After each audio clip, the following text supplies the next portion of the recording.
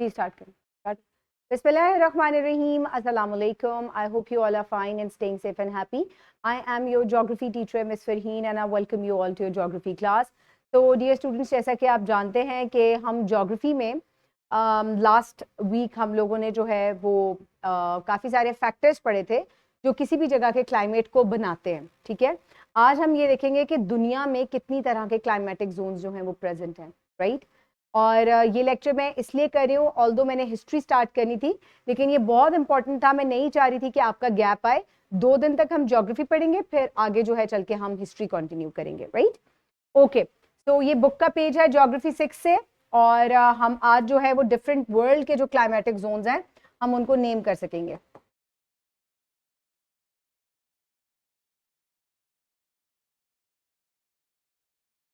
Okay, तो simulation से मैं इसको स्टार्ट करती हूँ। ये लिंक अगर आप मुझे कॉपी कर दो तो।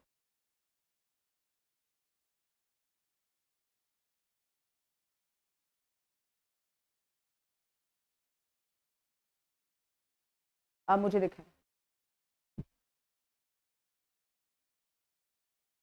दिखाएं मुझे।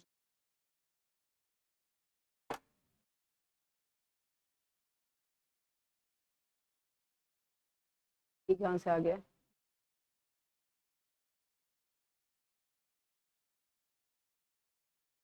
बस ये वापस नहीं जाएगा उधर, वहां से आया है।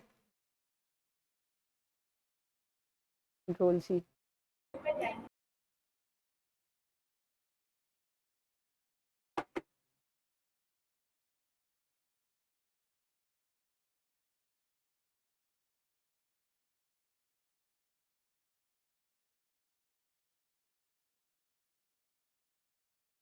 वो आप इतने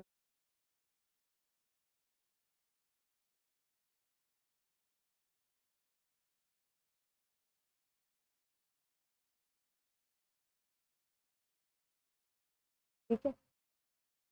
ओके स्टूडेंट्स, इससे पहले कि जो है मैं आपको सिमुलेशन दिखाती हूँ, लेकिन आप यहाँ पर ये चीज़ देखें। आपको मैं वर्ल्ड मैप दिखाऊंगी और फिर उस पर डिफरेंट कलर से मुख्तलिफ जो क्लाइमेटिक जोन्स हैं वो शो हुए हुए होंगे, ठीक है, जिससे आपको ये पता चलेगा कि दुनिया में एक नहीं, 2 नहीं, 3 नहीं, बल्कि मुख्तलिफ क्लाइमेटिक जोन्स हैं और उसके अंदर वो तमाम फैक्टर्स जो हैं वो शामिल हैं जो कि मैंने आपको पढ़ाए हैं, जिसमें लैटिट्यूड्स भी आ जाते हैं, जिसके अंदर अगर आप किसी सी बॉडी से करीब हैं तो वो भी आ जाते हैं, ठीक है। तो इसी चीज़ को हम देखते हैं, जो हो जाता है। ओके, ये देखें, ये आपको क्या नजर आ रहा है? सबसे पहले इक्वेटर, राइट। और आप देख सकते हैं कि ये जो एरोज हैं ये क्या शो करें? जी मोहम्मद, ये सनलाइट को शो करें।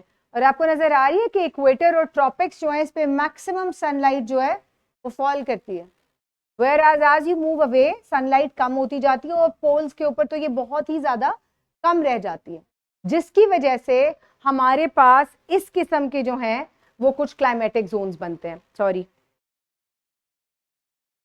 ये क्लाइमेटिक जोन्स बनते हैं, यानी कि ये ट्रॉपिक्स हो गया पूरा, ऊपर जो है वो टेम्परेट हो गया और फिर सबसे ऊपर पोलर आ गया। लेकिन दरअसल ये सिर्फ लैटिट्यूडनल क्लाइमेटिक जोन्स है, ठीक है, जो लैटिट्यूड्स या सन की रेज के ऊपर डिपेंड करते हैं। लेकिन अगर कहीं कोई पहाड़ है और लेट्स सपोज वो राइट ऑन इक्वेटर है, तो क्या वहां पे भी ट्रॉपिकल मौसम होगा? नहीं, वहां पे तो ठंडा मौसम होना चाहिए ना। तो इस वजह से हमने एक्चुअल क्लाइमेटिक जोन्स जो हैं वो ये हैं, ये देखिए कितने सारे कलर्स हैं और ये तमाम जो है ये मुख्तलिफ क्लाइमेटिक जोन्स हैं। और ये कलर्स किसको शो करें? Basically there are 5 climatic zones. वो कौन कौन से हैं? Continental climate zone, continental climate zone उसको कहते हैं ऐसा जोन जो कि कहाँ मौजूद हो, जिसके चारों तरफ वो जमीन से घिरा हुआ हो, उसको हम कॉन्टिनेंटल क्लाइमेट जोन कहते हैं, ठीक है। उसके बाद आ जाता है dry and arid climatic zone. आप अगर अपने पाकिस्तान को देखें ना, ये देखें, ये पाकिस्तान का इलाका है, ये इंडिया, ये इसके साथ पाकिस्तान, तो ये तमाम किसमें शामिल है? ये ड्राई और एरिड क्लाइमेटिक जोन में, एरिड टू सेमी एरिड में शामिल है। फिर इसके अलावा कौन सा आ जाता है? इसके अलावा आ जाते हैं ट्रॉपिकल क्लाइमेटिक जोन्स, ठीक है। ट्रॉपिकल कहाँ होते हैं? They are right on equator, यहाँ आपको अक्सर बहुत ज्यादा बारिशें और रेन फॉरेस्ट वगैरह जो है वो मिलते हैं। फिर इसके अलावा जो है वो माउंटेन या एलिवेटेड जो क्लाइमेटिक जोन्स जो हैं वो भी आ जाते हैं, और इन्हीं को अब हम डिटेल से जो है वो देखते हैं। चले, इसके अलावा फिर वेजिटेशन जो है, आपको पता है कि जहां जिस हिसाब से बारिश होती है उसी हिसाब से वहां पे क्या चीजें उगती हैं, पौधे उगते हैं, और हर जगह के पौधे जो हैं वो मुख्तलिफ हैं। फॉर एग्जाम्पल, क्या डेजर्ट के पौधे जो हैं, डेजर्ट में जो है वो जंगलात उग सकते हैं? नहीं उग सकते। ठीक है, तो यही वजह है कि हर जगह के स्पेसिफिक तरह के पौधे होते हैं, और यही चीज हम साथ साथ डिस्कस भी करेंगे। हम वापस प्रेजेंटेशन की तरफ चलते हैं।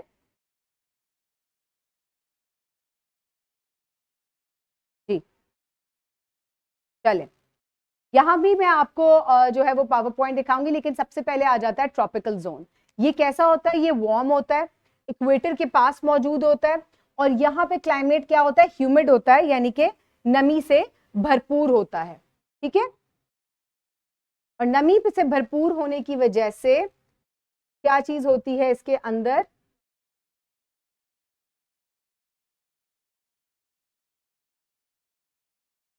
ठीक है, यहाँ कैसा होता है? वेदर हॉट होता है, बारिशें बहुत ज्यादा होती हैं, टेम्परेचर एवरेज जो है वो 18 डिग्री सेंटीग्रेड ही रहता है, बारिशें जो है वो तकरीबन 59 इंचेस होती हैं पर ईयर, इससे ज्यादा भी हो सकती हैं। और ये कहाँ शामिल है? ये Peru, Congo, Brazil, Kenya, Ecuador, यानी कि बिल्कुल जो इक्वेटर के ऊपर इलाके हैं ना, ये वो वाले इलाके हैं। यहाँ पर बहुत सारे जंगलात जो हैं वो मौजूद होते हैं।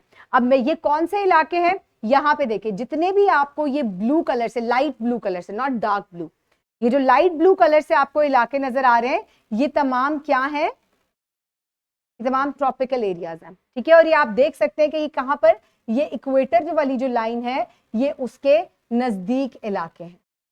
ठीक है, अब नेक्स्ट जो हमारे पास आ जाता है वो हमारे पास आ जाता है ड्राई जोन। जी अहमद,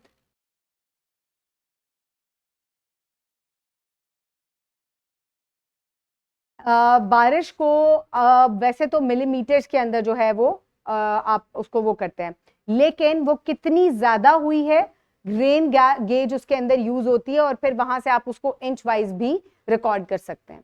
ठीक है, एक ऐसा इंस्ट्रूमेंट होता है जो खास तौर पे कितनी बारिश हुई है उसको रिकॉर्ड करने के लिए इस्तेमाल होता है। अब आप ये देखें कि आप जितनी बारिश हुई है उस तमाम को भर तो नहीं सकते ना किसी चीज के अंदर, भरेंगे तो आपको पता चलेगा। बेसिकली होता क्या है कि आप ये देख लें कि कितने इंच हुई है, फिर कितना पानी जो है वो हुआ था, तो उसके लिए हम क्या करते हैं? एक रेन गेज रखते हैं और उसके अंदर पानी भरता है बारिश का, जिससे आपको पता चलता है इतने इंचेस जो है वो बारिश हुई थी, और इस तरीके से फिर आप पूरे साल की बारिश भी निकाल सकते हैं।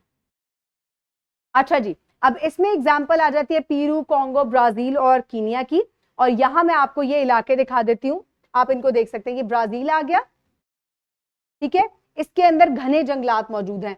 पेरू, इक्वाडोर, कॉन्गो, यहां मैं आपको दिखाती हूँ, ये कॉन्गो आ गया, और ये फिर इसके अलावा मलेशिया, और ये तमाम इलाके जो हैं ये इसी के अंदर शामिल हो जाते हैं। ठीक है, यहाँ पर बहुत घने जंगलात मौजूद हैं जहां पर बारिशें बहुत ज्यादा होती हैं। अच्छा जी, अब उसके आगे आ जाता है ड्राई जोन। अब ड्राई जोन तो नाम से ही आपको पता चल रहा है क्या होगा, यहाँ पर बारिशें कैसी होंगी? कम होंगी बारिशें, राइट? जो ऑनलाइन मेरे पास स्टूडेंट्स हैं उनको भी ये बात समझ में आ रही है ना? जी ऑनलाइन समझ आ रही है? गुड गुड, ओके जी। नहीं, सर्दी ज्यादा नहीं होती, वहां पे बारिशें कम होती हैं। ठीक है, और ये इलाका इक्वेटर से जरा ऊपर होता है। मैं भी आपको ये ड्राई जोन दिखाती हूँ। ठीक है, अब ड्राई जोन जो है वो मुख्तलिफ जगह पर हो सकता है, लेकिन वहां पे टेम्परेचर भी तो हमें देखना है ना। वैसे तो हो सकता है जो पोलर जोन है ये भी मैं ड्राई जोन के अंदर कंसिडर करूं, क्योंकि यहाँ पर बर्फ या प्रेसिपिटेशन जो है वो कम तादाद में होती है, लेकिन टेम्परेचर के अंदर फिर बहुत ज्यादा फर्क हो जाएगा। ठीक है, तो हम जब ड्राई जोन की बात करते हैं तो ये जो जितना भी आपको ऑरेंज पोर्शन नजर आ रहा है ये तमाम ड्राई जोन के अंदर आता है, और आप देख सकते हैं कि ये इक्वेटर से ज्यादा दूरी पर नहीं होता। जैसे ही ह्यूमिड जोन खत्म होता है क्या शुरू हो जाता है? ये ड्राई जोन शुरू हो जाता है। And even your Pakistan is also a part of dry zone. ये एरिड टू सेमी एरिड है, लेकिन पाकिस्तान में इसके अलावा भी बहुत सारे क्लाइमेट मौजूद हैं, लेकिन ओवरऑल अगर आप वर्ल्ड वाइड बात करें तो इसका कौन सा क्लाइमेटिक जोन है, ये ड्राई जोन के अंदर ही आता है। नहीं, पाकिस्तान ट्रॉपिक्स के अंदर आता ही नहीं।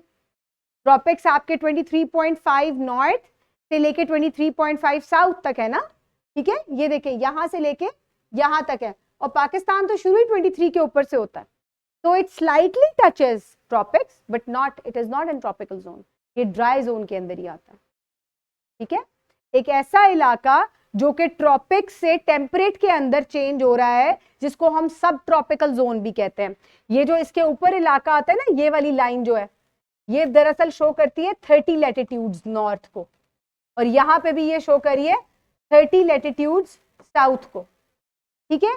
ये इलाका सब ट्रॉपिकल जोन कहलाता है और ये मोस्टली ड्राई होता है। ये कन्वर्जन होती है ट्रॉपिक्स की टेम्परेट के अंदर, तो यहाँ ना आप टोटल टेम्परेट में रहते हैं ना ट्रॉपिक्स के अंदर रहते हैं, तो यहाँ पर एक ड्राई जोन क्रिएट हो जाता है, बारिशें बहुत ही कम होती हैं इसके अंदर, ठीक है। अब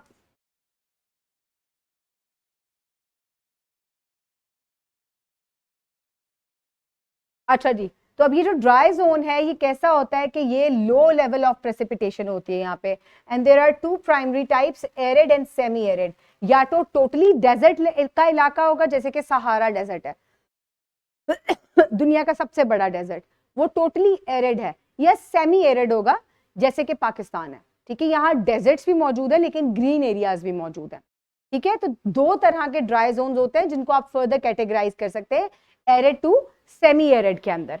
अब एरिड क्लाइमेट्स जो होते हैं they are typically receive very less rainfall, ठीक है, जो 10 to 30 सेंटीमीटर्स के अंदर हो सकती है, जैसे कि सहारा डेजर्ट है। और सेमी एरिड क्लाइमेट्स जो हैं they receive enough rainfall and sustain large grasslands, जैसे कि ग्रेट प्लेन्स है। मैं आपको ये इलाका भी दिखाती हूँ, ठीक है। अब ग्रेट प्लेन्स का अगर मैं इलाका दिखाऊं आपको, तो यहाँ ये जो रशिया का इलाका है, यहाँ पर ग्रेट प्लेन्स मौजूद है, ये भी सेमी एरिड के अंदर आता है। इसी तरह पाकिस्तान के अंदर भी आपको जंगलात बहुत ज्यादा नजर नहीं आते, कम तादाद में, मोस्टली आपको ग्रासी एरियाज नजर आते हैं अगर कहीं आते भी हैं तो, ठीक है। तो इसी तरीके से जो सेमी एरिड इलाके होते हैं वो टोटली डेजर्ट नहीं होते, यहाँ पर कुछ वेजिटेशन जो है वो मौजूद होती है। अब टेम्परेट जोन आ जाता है। टेम्परेट जोन मैंने आपको पहले भी बताया था, ये कदरे ठंडा होता है, ठीक है। और ये कैसा होता है, ये नॉर्दर्न और सदर्न जो है ये हेमिस्फेयर में दोनों में मौजूद होता है, और एवरेज टेम्परेचर जो है यहाँ पर 10 डिग्रीज होता है, यूजली ठंडा होता है यहाँ बारिशें भी होती हैं, स्नोफॉल भी होती है, और एवरेज जो है वो 20 to 60 इंचेस जो है वो नॉर्मली प्रेसिपिटेशन यहाँ पर रहती है। और जो इलाके इसके अंदर शामिल हैं वो है United states, China, United kingdom, France और जापान वाले इलाके, ठीक है। जैसे ही आप सब ट्रॉपिकल रीजन से निकल जाते हैं तो टेम्परेट जोन शुरू हो जाता है, ठीक है। अब टेम्परेट जोन कौन सा है, जितना भी आपको लाइट ग्रीन एरिया नजर आ रहा है ना, ये कौन सा है, ये टेम्परेट जोन है, ठीक है। ये ग्रासी होता है, यहाँ वेजिटेशन अच्छी होती है, बारिशें भी अच्छी होती हैं, और मौसम कैसा होता है ठंडा होता है। नहीं, arid, arid to semi arid में ही आता है, टेम्परेट जोन नहीं है। यहाँ पे कहाँ आपको 10 डिग्रीज एवरेज टेम्परेचर मिलता है, यहाँ पे तो एवरेज टेम्परेचर आपको 30-35 प्लस मिलता है, ठीक है। अब ये कौन से इलाके, यहाँ पे आप ये देखें, ये यूनाइटेड किंगडम का इलाका है, ये यूनाइटेड स्टेट्स का इलाका भी इसी के अंदर आ जाता है, ठीक है। और ये तमाम इलाके, चाइना का इलाका भी, तो आप ये देख सकते हैं कि ये टेम्परेचर यहाँ पर कदरे ठंडा होता है, प्रेसिपिटेशन यहाँ पर ज्यादा होती है, ठीक है। फिर आ जाते हैं कॉन्टिनेंटल जोन्स। अब कॉन्टिनेंटल जोन्स इनलैंड रीजन्स हैं। आपको याद होगा कि मैंने आपको इनलैंड रीजन्स के बारे में बताया हुआ है। कौन से होते हैं इनलैंड रीजन्स, कौन बताएगा मुझे? जी अहमद जी, जो कि चारों तरफ जमीन से घिरे हुए होते हैं, ठीक है, उनको हम क्या कहते हैं, उनको हम इनलैंड रीजन्स कहते हैं।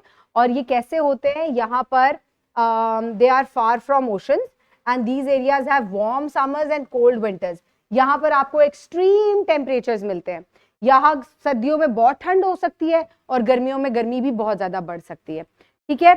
और विंटर जो है वो temperatures can drop significantly, often leading to snow storms in countries like Canada, Russia, Germany, Poland, Mongolia, they fall in this zone. ठीक है। और इसके अंदर आप जी यहां पर अब हम देखते हैं कॉन्टिनेंटल जोन, तमाम जो डार्क ब्लू एरियाज हैं, आप देखें कि ये बहुत दूर है समंदरों से। ठीक है। होंगे भी तो सिर्फ इनके कोस्टल एरियाज की हम बात करेंगे, लेकिन बाकी तमाम जो है ये इनलैंड है। ठीक है। आगे मैं आपको जरा इसको बड़े मैप पर भी दिखा देती हूँ। मंगोलिया को देखें, चारों तरफ से जमीन से घिरा हुआ है। रशिया भी मैक्सिमम जमीन से घिरा हुआ है। फिर इसके अलावा कनाडा, ये तमाम कैसे हैं जी? वो ज्यादातर कॉन्टिनेंटल जोन के अंदर आते हैं, क्योंकि उनके अगर कोस्ट कहीं से लग भी रही हो तो वो बहुत दूर होती है, तो अंदर के इलाकों के अंदर इफेक्ट जो है ओशन का बहुत कम आता है। राइट, समझ में आ गई आपको ये मेरी बात? अच्छा जी, अब पोलर जोन आ जाता है। ये तो सिंपल है। पोलर जोन क्या होता है?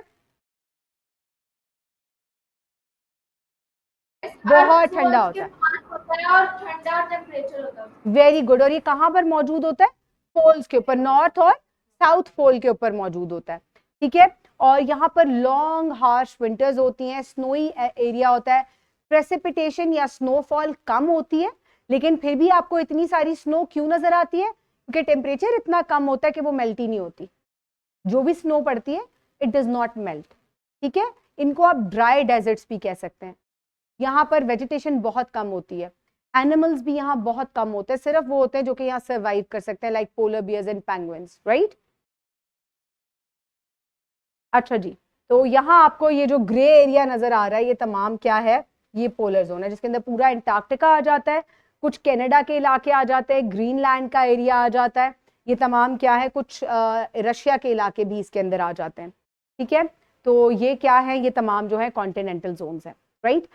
तो जो मेरे साथ ऑनलाइन स्टूडेंट्स हैं, अगर आपका कोई क्वेश्चन मुझसे है तो आप इसको जरूर मुझसे पूछ सकते हैं। आज के लेक्चर में हमने क्या पढ़ा? आज हमने पूरी दुनिया के क्लाइमेटिक जोन्स पढ़े, और यूजुअली हमने इनके ऊपर वही फैक्टर्स अप्लाई किए हैं जो प्रीवियसली हम क्लाइमेट के पढ़ रहे थे। कल के लेक्चर में हम क्या करेंगे कि हम इसको पाकिस्तान में जो क्लाइमेटिक जोन है, क्योंकि पाकिस्तान के अंदर कोई एक फीचर नहीं है, बहुत सारे फैक्टर्स हैं जो कि पाकिस्तान के अंदर भी मुख्तलिफ क्लाइमेट्स बनाते हैं, जिनको हम कल देखेंगे। ओवरऑल दुनिया के हिसाब से पाकिस्तान जो है वो बेशक एरिड टू सेमी एरिड में आता है, सेमी एरिड में आता है, लेकिन स्टिल इसके अंदर बहुत सारे डाइवर्स क्लाइमेट्स हैं जिनको हमने कल पढ़ना है। तो अभी जो मेरे साथ ऑनलाइन स्टूडेंट्स हैं, आप लोग जो हैं वो अपनी टीचर के साथ मिलकर इसको प्रैक्टिस कर सकते हैं। इंशाल्लाह हम कल के लेक्चर में इसको दोबारा देखेंगे। ठीक है। Have a great day. Thank you so much and Allah Hafiz.